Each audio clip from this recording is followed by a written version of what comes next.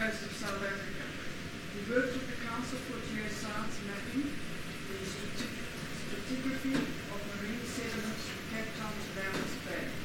He has also written a book on the geology of Robben Island, which has proved to be a welcome addition to the World Heritage Site. He's been very involved in numerous student field trips across the Western Cape into the Radiometric district as well. He retired in 2009, but is by no means living a quiet life, as he remains very involved in the Geological Society of South Africa and is a founder member of the Western Cape branch of the Geological Society. He also serves on the geoheritage subcommittee. He produced fascinating articles of the amazing geology surrounding us here in the Cape. His newest book, Geological Adventures in the Fairest Cape, Unlocking the Secrets of the Scenery, promises to be a must-have book to add to your local travel books. John has also coordinated this series of geological sites in Africa, and I'm sure that these lectures will add to your knowledge and enjoyment of your geological drives around. Okay, can you hear me in the back? Yes. That's good. We did test it beforehand. Okay, so I'll be the first speaker of our series called Geological Superlatives in Africa, and that's the title of my book. Nick Norman, who's famous for writing geological journeys and is one of the reviewers of my book, he's going to give 2 lectures. Comes in from Franschhoek, River Capture in Shaping Our Landscape and Geological Journeys of Discovery. Dave Reed is in the back there. He will speak on the Richtersveld, which not so many people get to. And Sharad Mast is coming from WITS, and he'll speak on the Sahel and the Sahara. Although I'm a bit worried because when I emailed him, he said he was in India.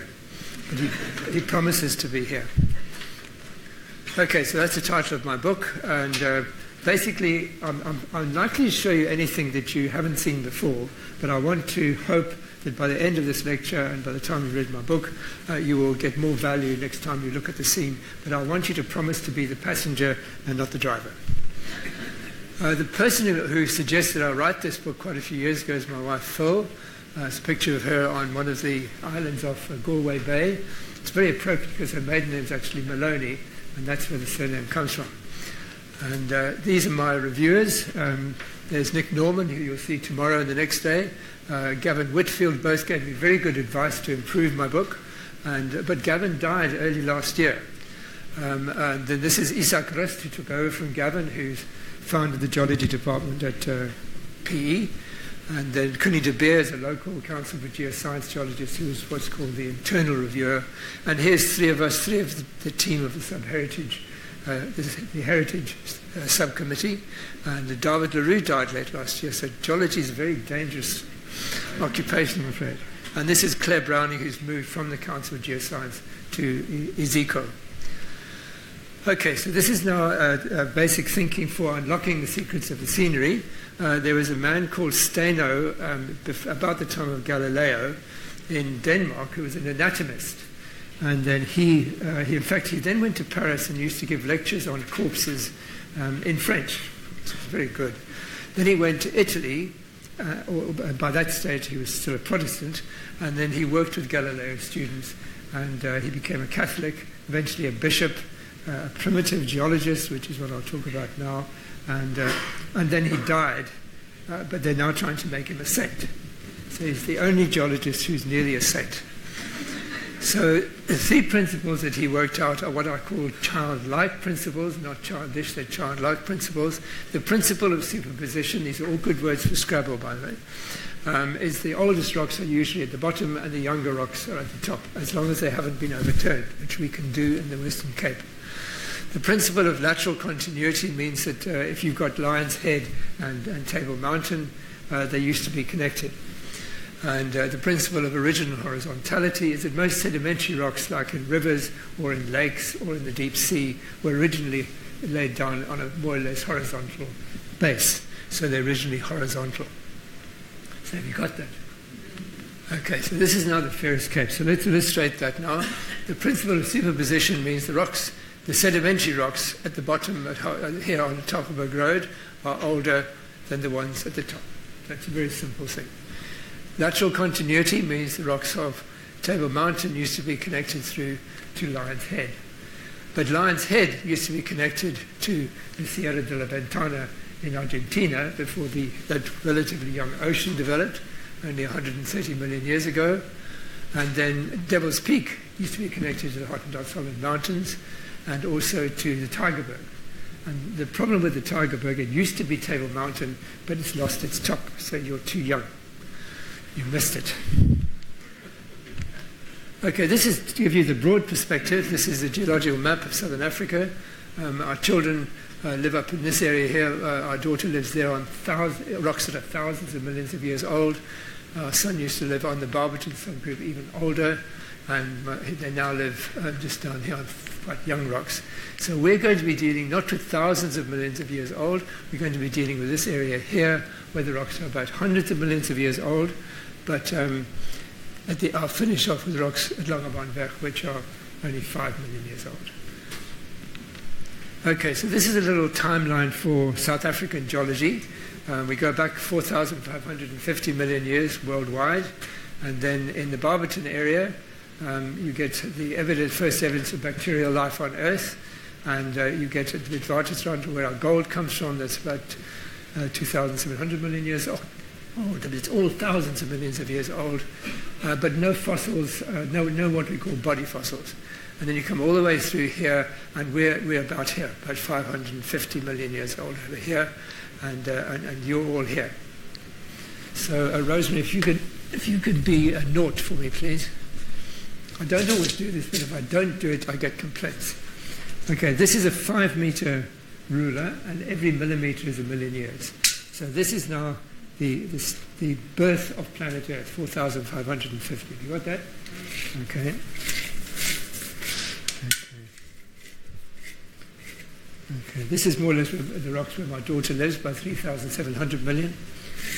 Okay.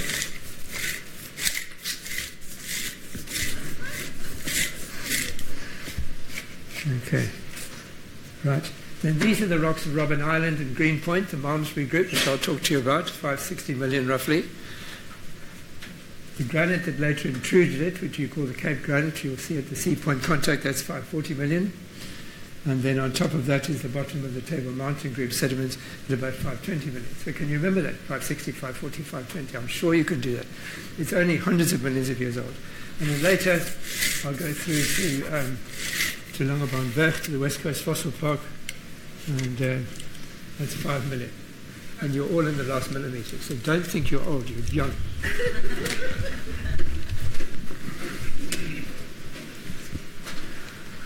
All right, this is from a book by my colleague John Compton. It's called The Rocks and Mountains of Cape Town, which was very familiar with the A5 book, and this is his stratigraphic column, which he allowed to put into my book. So there's the oldest rocks, the Malmesbury group, 560 million, intruded by the granite, 540 million, and then they both got uplifted and eroded, and on top came the Table Mountain group. So we've got the Picanierskloof Formation, the Graafwater Formation, the Peninsula, the Pakhuis Formation, Cedarburg Formation, Nando subgroup. That's all the Table Mountain group. It used to be called the Table Mountain series, but it's now the Table Mountain group. On top of that is the Bokkerveld group, then the Wittenberg group, all making up the Cape supergroup. On top of that is the Dwiker group, the Ecker group, the Beaufort group, and the Drakensberg, and that's all the Karoo supergroup. So that's basically what we're covering. If you see this line here, this is much younger dolerite dikes. The dolerite dike is a wall of intrusive rock, and there's another one up there. The ours are relatively young at 130 million. The ones in the Karoo about 180 million, and then a dolerite sill is an intrusive horizontally instead of vertically. So you just, but I like to do the terms as I come across them. But in the book, I was asked by my reviewers to do a glossary, and I've got dictionary definitions in ordinary font, and then in italics I've got where you can go and see them in the Cape. So I usually show non-conformity, go to Chapman's Peak Drive, for example. Okay, so I've got 9 chapters, and basically 6 chapters come into Cape Town, and the last 3 chapters go around the peninsula. So chapter 1 is basically flying into Cape Town Has anybody flown into Cape Town? We've all flown into Cape Town, but they never tell you where you are, and they never tell you what you're looking at. So there you are. It could be anywhere, but it's actually the Western Cape.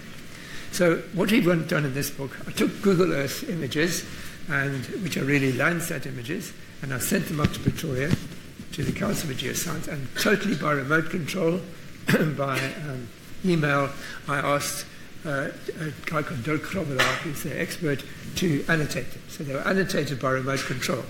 So here's a picture of the Karoo, and if you see a fairly straightish line like that, that's a dolerite dike, a wall coming up like that. And then if you see something like that, a hill, that's a dolerite sill, which is horizontal.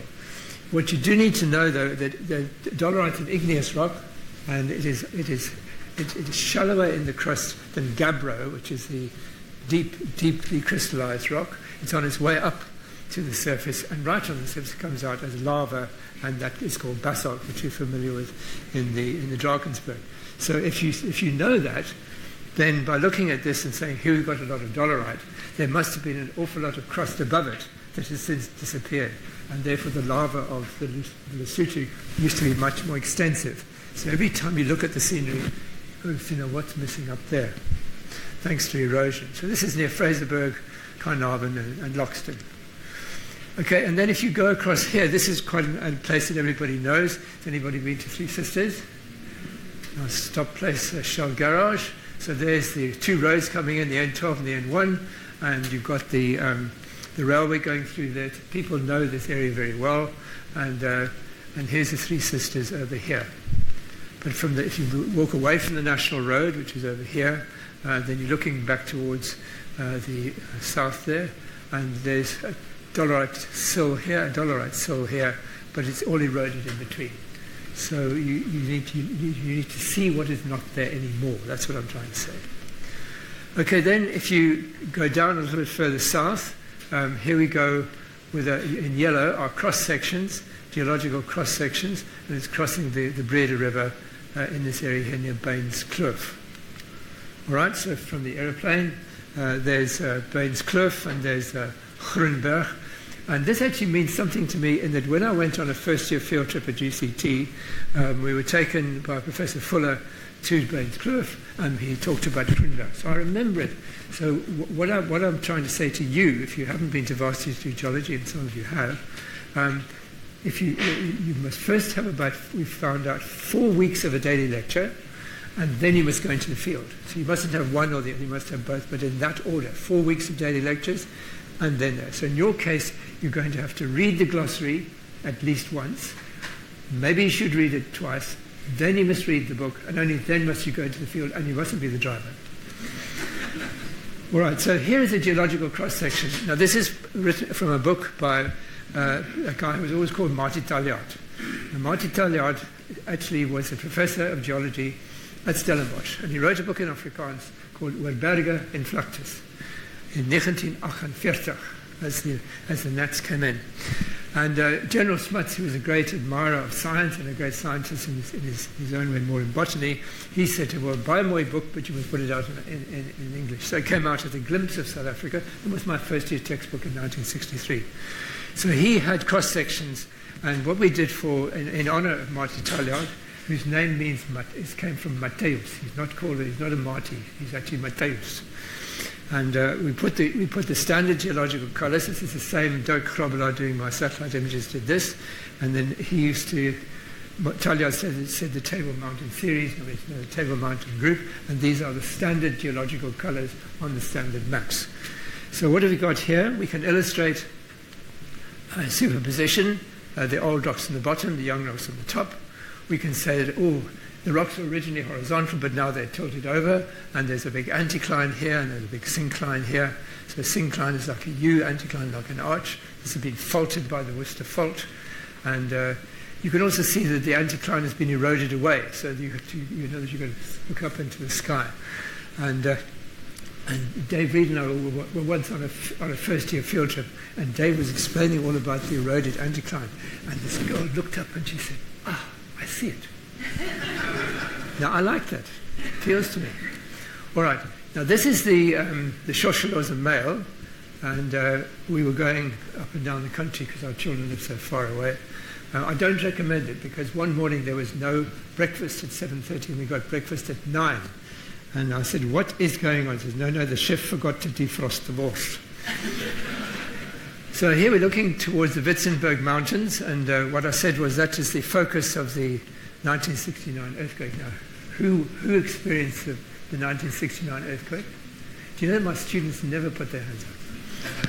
Okay, so what you're coming here, you see, there's the Witzenberg Mountains, there's the Breda River Valley, but the Breda River Valley lost its headwaters to the Kleinbergrivier, which ate its way back inland and robbed the headwaters of the Breda River, and they went all the way out. So the headwaters of the Breda River now go down the Kleinbergrivier, and they end up in the Atlantic Ocean, whereas the main Breda River goes to Cape Infanta, and they end up in the Indian Ocean. So river capture had great significance in this area. But at the same time, this is a juvenile valley with what we call interlocking spurs, very steep V-shaped. And this work was done by this little tiny river, and we've got now room for a railway, a new road, and an old road. So in other words, without the river, you couldn't have done the civil engineering. And you do know that the railway line goes through here and doesn't go through the Hexriver Valley, for example, initially. So here we've got the geological forces helping the engineers work out where to do their work. Okay, chapter 2 is a joke because it's very, very short. It's chapter 2 with 2 pages. And where we focus is on Solaris Pass, and this is our view. And basically, you can drive from Mossel Bay all the way through to Solaris Pass, and there's really not anything worth stopping to look at. But this is a lovely view, and if you're a Cape Townian, you know you're nearly home. Chapter 3 is now a serious chapter, so this is one where I focus a bit more attention, coming down the N1. And has anybody driven down the N1 from Joburg to Cape Town? It's not as many as I thought, but you've done it, all right? Okay, so has anybody stayed in the Karoo National Park? Very nice place to stay. And there you've got the fossil trail put up by people like Roger Smith at the Ezekiel Museum, and you've got the actual dinosaurs. So there you've got, actually therapsids, but you've got fossils and you've got sedimentology, which is my field, but in this case it's river sedimentology. And then if you look closer up there, there's the edge of the Great Escarpment with sandstones and mudstones. We always say the sandstone first, finding upwards to mudstone, because when a flood comes, it drops first its sand and then it drops its mud. And you obviously know this is, Okay, this is older and this is younger, but this is very much younger. This is about 300 million years old, and this dolerite that's intruding is about 180 million years old, and it's an igneous rock, not a sedimentary rock. I once went around with, about a year ago, with a Japanese documentary team from Tokyo, and the director knew exactly what he wanted. He wanted to make a documentary on Table Mountain, but he thought that the Great Escarpment was very important. So I had to go with him all the way to the Karoo National Park. But he couldn't speak a word of English, so he had to speak through a Japanese guy who lived in Kenilworth, who I'll show you just now. Okay, so if you go slightly up the road towards Three Sisters, you'll see beside the N1, there's Beaufort West is that direction, you'll see mudstones of the Beaufort group, and then a big flood came down and cut a big channel and eroded this. And obviously, like the next year. And then on top of that, filling in, as the flood subsided, the sandstone filled in, and you have what we call a channel-filled sandstone. And in the 1970s, somebody realized, an American, actually, a Red Indian, a Red Indian geologist from America, drove around in a bakkie and through the Karoo with a scintillometer looking for uranium. And he found it. And the uranium was all here. And the uranium was from volcanoes that have since disappeared south of South Africa.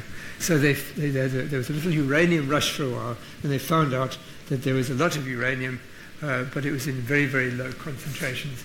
But when you look for them, that's where they are. So if you want to become rich, if the price goes up, that's where to go.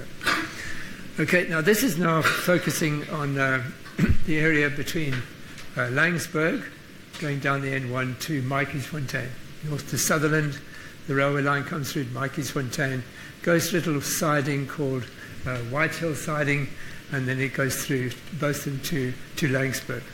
Now, can you see that the strata go like this? See? Now, this is actually what a syncline, a U-shaped fold, looks like when it's tilted down to the east. We call that plunging. It's plunging into the ground. So that's a plunging syncline, a U-shaped fold. But beside every syncline, which is U-shaped, there's an anticline, which is arch-shaped. So when you drive along the N1, you're actually driving along an anticline because it's beside the syncline. So what I did, I had geological cross-sections from Marty Tolliard's book, but he didn't do one for this critical piece of road. The other thing you can see is that, by the way, we can't put off the lights because you can put off the lights, but I can't dim the lights. There's a light area here, and it goes all the way around here. That's called the White Hill Formation, named after the White Hill siding, because we like to say, if you want to see the White Hill Formation, go to White Hill siding. If you want to go to the Peninsula Formation, go to the Peninsula.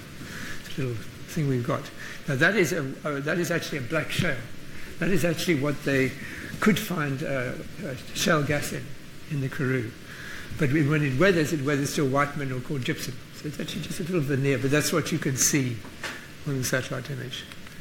Okay, so here we are coming in from Joburg, and we're coming down into Laingsburg, and there's a big syncline here, which I've shown you already. And this is the area where we've gone for years as UCT, Stellenbosch, or UWC to train our students to map sedimentary rocks. And I went there when I was a third year myself. So it's now become famous because of the 1981 flood. Now, who remembers the 1981 flood? Much better than my students. But there's the railway bridge. Now, the engineers are terribly proud of that bridge because it was not washed away. But it actually was a bad design, and the arches were too narrow. And there was a lot of debris gathered up, and it made the flood level too high. And the old ladies in the old house, the old age home was rotated by the flood. The owners of the hotel were swept downstream and were landed within 100 meters of each other, and said, what are you doing here? I said, I'm just surviving the flood. And they sadly got divorced later. This is right beside that view, and basically here you can see it's a tilted slab of rock, but it's got lots of what we call ripple marks. But if the ripple is gentle gradient here and steep here, that's the downstream side, so you know the current went that way. And this is the deep sea sediment in what we call the Fort Brown Formation. Okay, it's your turn. Will you please pronounce that for me? Could you read that for me? Maatjiesfontein. Very good, Maatjiesfontein, you see. So what I did, I took a bit of a risk. Now, I'm actually born in England. I lived in Ireland, and I came to the Free State in 1960. And I fell in love with the Dominie's daughter, but she didn't fall in love with me. And her name was Isabella Stoffalina van der Merwe. But I've loved Afrikaans ever since then, and I can't stand people mispronouncing Afrikaans, and that's why I put in Maatjiesfontein. But it's riddled through the book. Now, the team who put this book together were mainly Afrikaans-speaking people in Pretoria, and I said, do you guys mind this? They said, we don't mind it at all, so we kept it. I was waiting for them to veto it. Okay, so going back to that satellite image again, we're now looking at the cross-section that I drew here, and there's it's rather an ugly cross-section, but don't worry.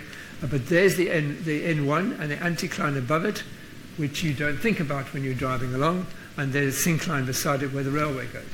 So, but if you know what you're looking at, there's the White Hill Formation, which is white weathering, although it's a black shale, and if you look on the other side of the road, there it is again, but it's dipping this way instead of dipping this way. So you've got an anticline eroded away, just like we saw in the Bridge River Valley. Well, just in terms of our students, what we did, we would take the students out in our second year, and I did it for about 15 years with different colleagues, and the students had to learn all these formations and groups and things, and they did it by the second or third day. They had them all off pattern.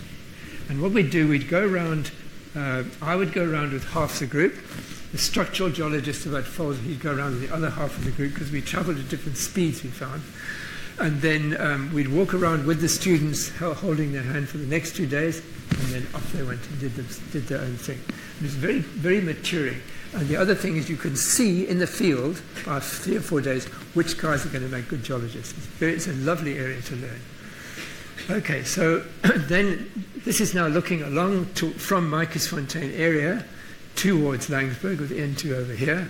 And there's the eroded anticline, and there's the syncline right beside each other. And the joke is that the bottom of the syncline is made of such tough rocks at the top that it makes a hill, and the anticline makes a valley.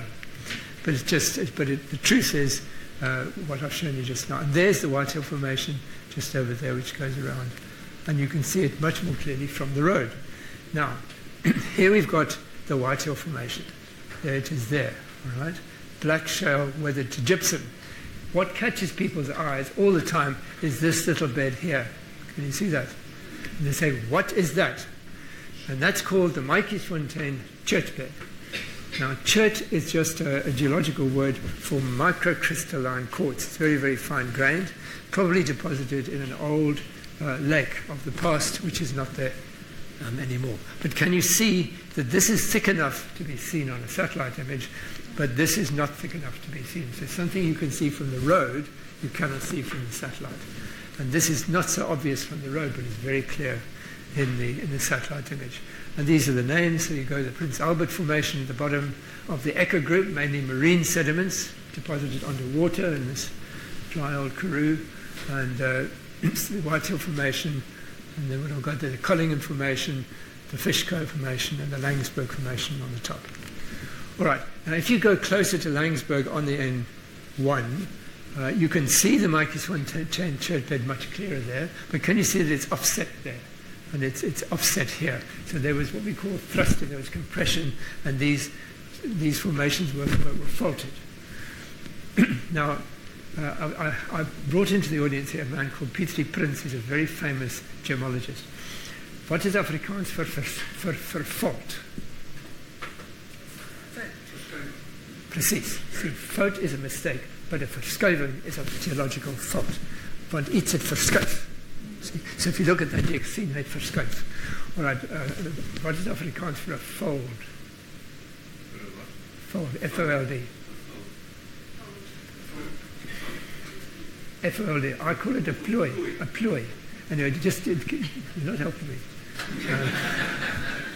So if you have a plooi and you have a verschuiving, but I had to teach in English. My problem was I had multilingual students. They're not really multiracial, they're really multilingual students. I have grandchildren who can speak, they can have conversation in Chitsonga and Sepedi and Sesotho, so I've got very good grandchildren.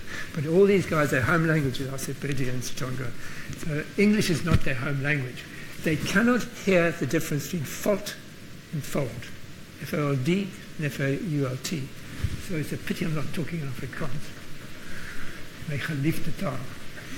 All right, so here we have the Collingham Formation with the Micasfontein chert bed, marine sediments, but in amongst this are little thin layers of orange weathering volcanic ash from those volcanoes I mentioned, and they have been used to date the ashes here as about 270 million years old, because it's very difficult to date sedimentary rocks, much more easy to date something that's igneous. By the way, I don't recommend stopping here, because the lorries are not going at 120 kilometers an hour. You will lose half your students. Okay, a little bit closer to Micasfontein and a little bit older, at the bottom of the Echo group is the Prince Albert group, and this is what's called a parasitic small-scale fold, but it gives you the idea. There's an anticline, and it means there's pressure from the sides. Beside it will be a syncline. So it's just a small-scale version of what you saw as a bigger scale. Okay, this is an example of a student group, and it shows you that the Karoo can be very, very cold. And this is Jodie Miller, who's now moved to Stellenbosch, but she was working with me, an Australian lady, and these are our students here. And I could tell you stories about every one of them, because you get to know them. You just need a week in the field with students, and I feel sorry for the BA lecturers who have hundreds of students and don't know who they are. Now, this is a trick question here. This is the famous tombstone cleavage. So rock cleavage is something where the rocks react to the forces on them, and it looks as if the bedding is vertical. but it's not. It's the cleavage that's vertical, and the bedding is actually almost horizontal. And I haven't got time to prove it to you, but there's one little place where there's a big boulder bed which is vertical, and the cleavage is horizontal, so it proves my point. And I'm very pleased with myself because the photograph was in the 1926 first edition of the Geology of South Africa by Alex du Toit. Does anybody know where Alex du Toit used to live? Pinelands. He's our real pioneer geologist. And I found Alex du Toit's photograph all by myself, so I used to show the students. Okay, and then right beside the N1, also another place not to stop, is the Dwightertillite on a rainy day, which shows up rocks better. And you can see that the Dwightertillite is a glacial rock left behind as an ice sheet retreats and drops everything. It doesn't sort it into different sizes. They're all different sizes, from clay to boulders. They're often angular, and the rock types are often very varied. In fact, many of the rock types come all the way from the Northern Cape down to the Southern Cape. So, in other words, at one stage, about 300 million years ago, we were just like Greenland and Antarctica is today, which is on a hot day in the Karoo is quite hard to believe. Is that a xenolith? No. Xenolith is an igneous rock. This is an erratic. It just comes down, just scraped off the floor by this huge continental ice sheet, which might be 5 kilometers thick. So things have changed. So when people talk about global warming, by the way, global warming is just something, it's a little change. There's been big changes in the life of this country. Okay, so here we are now moving into the Hex River Valley. So I'm focusing on this particular cross-section here as you go down towards Cape Town. And there it is again with snow on the Richtersveld, and a little very simple cross-section from Marty Talliard. But if you're going towards Joburg and stop on the parking area, that's what you look back to see. So basically it's a huge syncline, and this is probably one of the best what we call a synclinal valley that you can see. There's the Cederberg formation of mudstones full of fossils, and it's dipping down this way, down, and this is the this is the Table Mountain group, and this is the Bockerveld group. The Bockerveld group has lots of shales or mudstones covered by sandstone, shale, mudstone, and in this case the railway tunnel was put through the mudstone. That's the Gedo formation. Anybody been to the Gedo Pass? Best fossils, but you're not supposed to pick them up. That's what you're not supposed to pick up, a trilobite. If you're going up the Hex River Valley and you're heading towards Joburg, to the right of the road, you'll see the syncline, little remnant of the syncline, and the rocks used to be up in the sky like that. But these mudstones are full of trilobites, brachiopods, starfish, little stars, sea lilies. In other words, what we call body fossils. There are few in the Cederberg formation and nothing older than that. You have trace fossils like worm trails and things like that, but not body fossils. Okay, then exiting the Hex River Port, so let's give some idea of the time. You go through Hex River Port into the Breda River Valley. The difference between those two valleys is Hex River Port is a very juvenile or young valley, like the Klein Barrier field we saw in Nieuwekloof, and the Breda River Valley is a very ancient, wide valley. So it's not called the Breda for nothing. Okay, this is now a key point now, that if you're going through Hex River Port, not as the driver, and you look across the road, there's the Peninsula Formation, which you've got in Cape Town, and then there's the Pakhuis Formation, which isn't very clear here, which is glacial.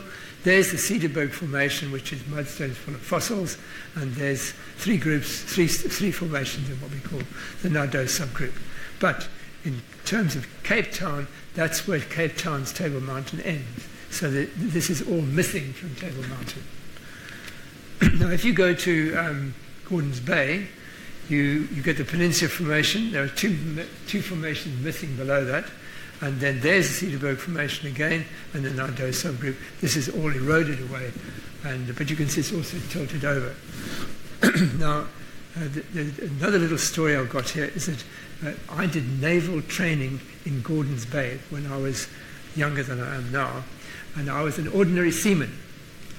And we had to do rowing practice just below here.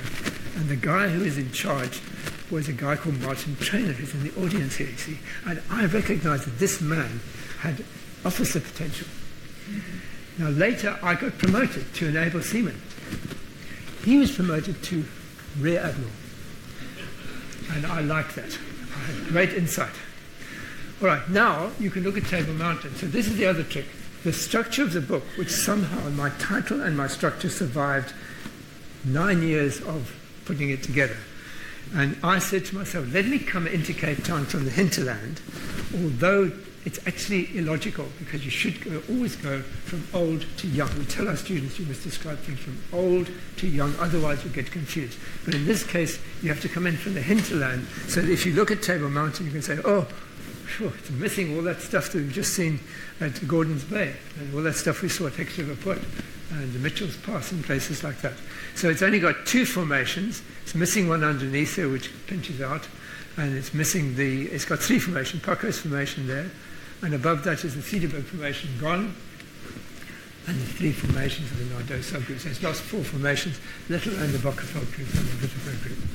So you've got you're short-changed, is what I'm trying to say. All right, on top of Table Mountain, what have we got? McClere's Beacon. Can you see this mammalated surface here? It's very different from the Peninsula Formation. It's just the ice sheet treated and dumped everything. So although it's not as obvious a tillite as the Dwiker tillite, which is younger, it's trying to tell you that Cape Town at one stage was over the South Pole. And you're just jolly lucky it moved off. And if you're very lucky, you can see little faceted or flattened off pebbles of quartz with little scratches in it, and the rock looks like that, little tiny pebbles scratched in mine. So it's a very different thing, but not as obvious as the Dwikatillite. That's why it's quite nice to show you the Dwikatillite first, and then show you what we call the Parkhurst-tillite, named after the Parkhurst Pass. Okay, this is now Jan Christian Smuts in 1940, a propaganda picture, and he's on.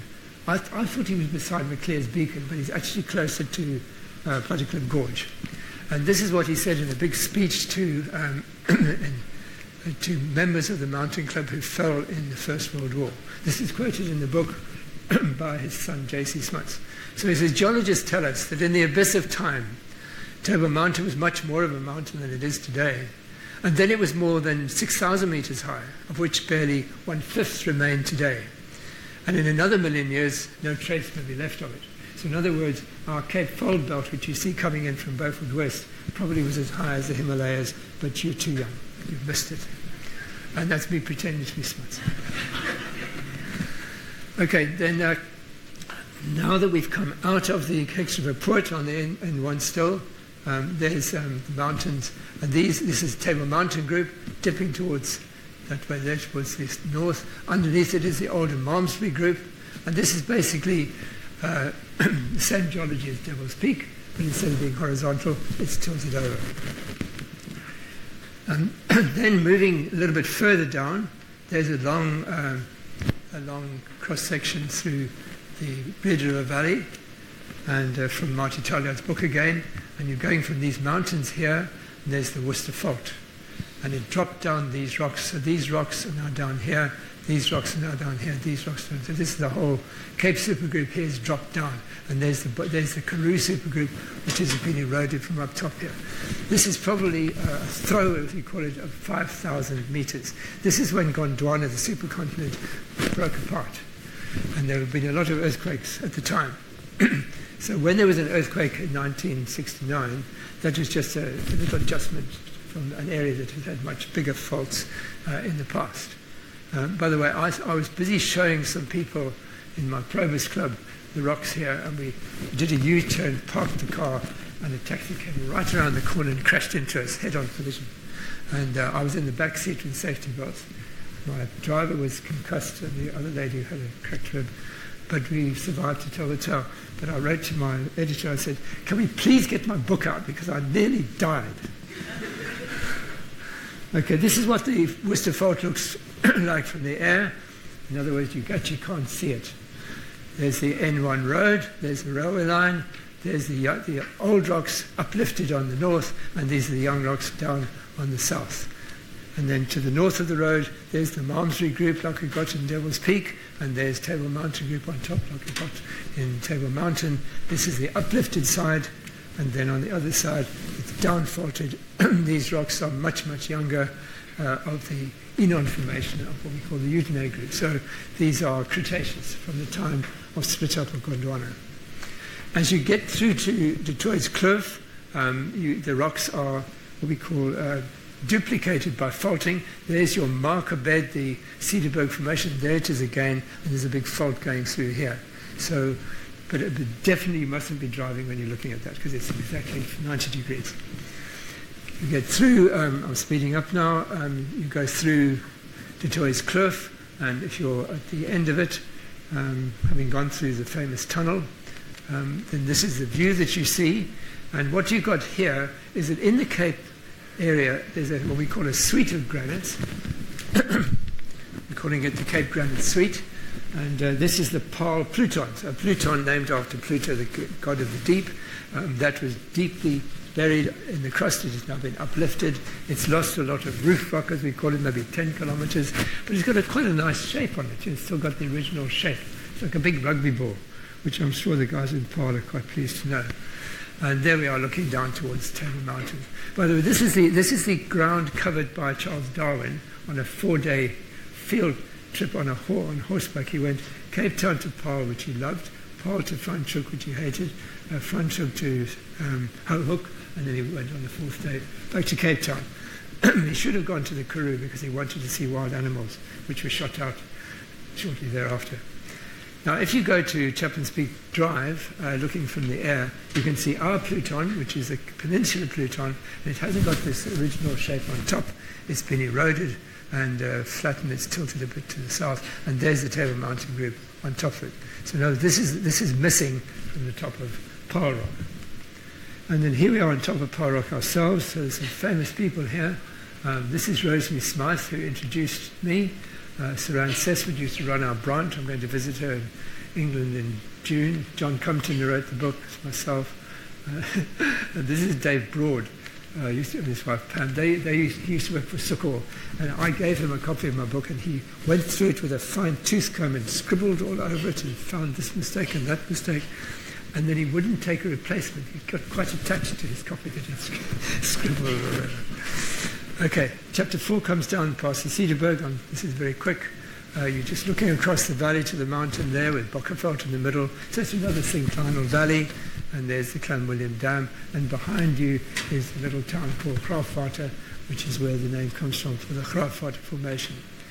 There's a cross-section now from Pickeneerskloof Pass over here as you come out of the Olifants Valley, across here. And the Malmesbury group is exposed here. This is an eroded syncline. You can see the shape of the rocks like this. Syncline here, anticline here, syncline next to it. And this is Marty Talliard's section again. There's the eroded syncline. This is actually where the girl said, "Oh, I see the anticline." Little citrus dal that where the Olifants River runs down there. Okay, this is a picture of my wife. She's very shy, as you can see. And this is Pickeneerskloof Pass, and the rocks were up in the sky over to Piketberg over there. All right, now, this is an illustration of the value of an internal reviewer, because what you've got here is the Malmesbury group, with little Heuveltjies over here. Then you've got the Pickeneerskloof Formation, which looks just like the gold-bearing rocks in the Witwatersrand goldfields, but with no gold. Then there's the Graafwater Formation and the Peninsula Formation. And I'd labelled this the Peninsula Formation. And Koenig de Beer noticed, thank goodness for that. So there's now a perfect annotation, not an imperfect one. The Pickeneerskloof Formation does not go as far south as Cape Town, and the Graafwater Formation and the Pickeneerskloof do not go as far east as Gordons Bay. So in other words, this is one of the best little hills in round, and I remember it from my first year, I really do. Okay, chapter 5 is now changing gear that is along the coast, and it's where I worked for the Council of Geoscience for a few years, working on boreholes in the coastal plain here looking for water. And we found artesian water, for example, in the Hopefield area. When you go through these older, what I named the Elandsfontein Formation, between Hopefield and West Coast National Park, you get peat. And if you work at the peat, you find pollen. And a certain amount of work was done, but more recent work has shown that the beautifully preserved pollen, which are 23 to 5 million years old, Miocene, late tertiary. But remember, that's only 23 millimeters of my long thing. So it's not very old. But the main point is that if you look at these pollen, then you work out that the vegetation of the past had yellow woods, it had lilies, it had palm trees. Have you seen much of that along the Weg now? The answer is not true. This is probably what it looked like. This is the Maputoland coast, tropical, subtropical forest. So in other words, it's just another way of saying it. If McClere's beacon shows that we used to be over Antarctica, this shows you that only 20 million years ago, this is what the Western Cape looked like. And there were giraffes there, and giraffes need trees. Okay, if you go to the West Coast Fossil Park, who's been to the West Coast Fossil Park? Okay, it's quite a lot of you. The visitor centre is completed, and the exhibition centre is nearly completed. And they've been spending 60 million rand of lotto money on it, which is the first useful thing I've seen done with lotto money. But what you've got here are short-necked giraffe or civethair jawbones, just right beside each other. So, in other words, there used to be more trees when the climate was not so arid, when it used to look like Maputoland. My daughter and son-in-law own 3 giraffes. This is up near Kruger Park. And my daughter's nagging my wife to get closer to this giraffe. This shows you, get a feel for what a giraffe is. The giraffe's a big thing, and they need high trees. The climate has changed along the Weg. Okay, I'm coming to a conclusion shortly now. This is the West Coast National Park. These are old sand dunes, cemented. These are new sand dunes, much younger, Pleistocene and Holocene. This is a lagoon with no connection with the river, with subtidal channels, intertidal sand flats, supratidal soil. Very nice way to study tidal regime. But this was only flooded about 10,000 years ago. So the whole of the national park has changed in very, very recent geological, almost historical time. And then the southeast is blowing the wind, so the dunes through, and by the time your grandchildren are grandparents, the West Coast Road will be covered with sand. Okay, chapter 6 is an odd chapter where I go from, I'm speeding up now, Danger Point to McClere's Beacon, and I start here near Habanas. There's a cross-section in yellow there. And we did a detailed one to show the estuary. And the estuary has got 3 deltas. A delta going into this standing body of water here, and another one, standing body of water called the sea, an ebb tidal delta, flood tidal delta, and a bay head delta. And we studied this with somebody's honours project. We studied Walker Bay and somebody's MSc. This is the geological cross-section, the last one. And there's a big fault coming down here, and years ago we dredged these rocks from the floor of Walker Bay during my MSc. In 2005, going to more modern events, there was a big deluge at midnight, a deluge at dawn, and a lot of landslides all the way from Stanford all the way through to Pringle Bay. So there was a bit too much water instead of a bit too much fire. And if you look down the little valley in Ferncliff Nature Reserve, you've got another juvenile valley there, and the debris flow went down this very, very steep slope here. That's what it looked like. It's recovered a little bit. It actually killed all the vegetation, and we waited and waited for Google Earth to come up with images, and I'm just going there. Maybe I missed it. That is what slid down the hill. And it's just waiting to go, it just needs to be wet. So then you move a little bit further on, and there's Botchava Estuary, which we also studied in great depth. You go past Betty's Bay, which has had all the fires now. You come to Roy Else, Cape Hunclip with a big tailor stud. The coarser the material, the steeper the angle. This is the view from Roy Else back towards Cape Town by a colleague of mine called Pierre Hofmeyer, who lives in Gordons Bay.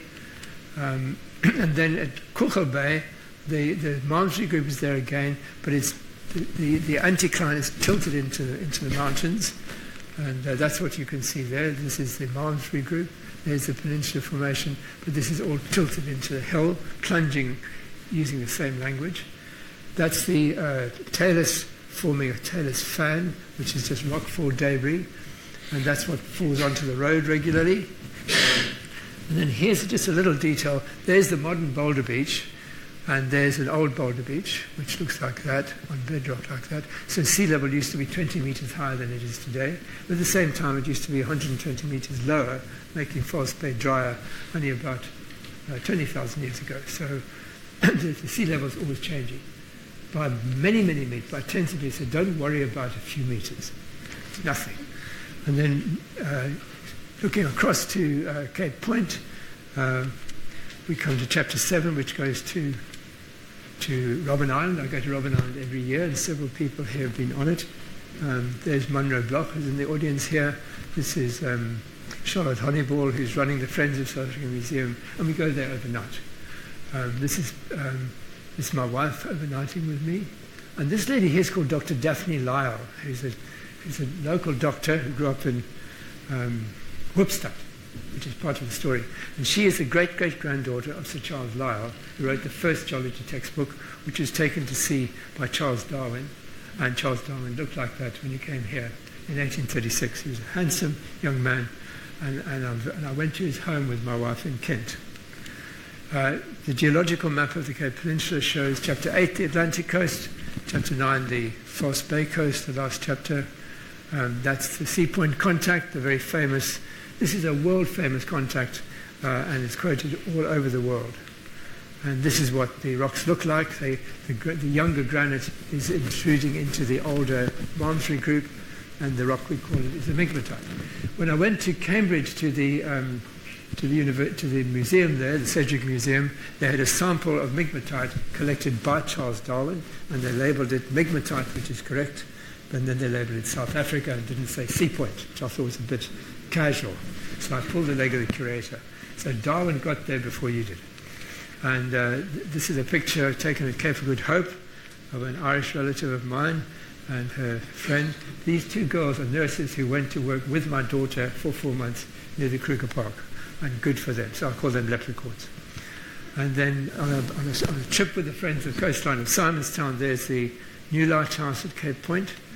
You go down to the Froggy Pond near Simonstown, you get intruding dolerite, which is 130 million years old, into the granite, which is 540 million years old. And this is a good example of what we call differential chemical weathering.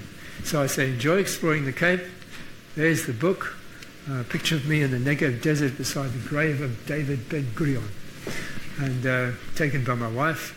And this is what you're going to get in the next few days. Thank you.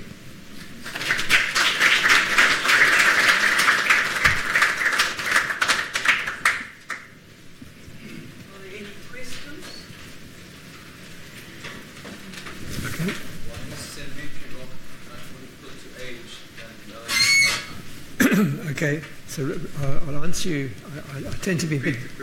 Okay, so I know I must do that. Why are sedimentary rocks more difficult to date than igneous rocks?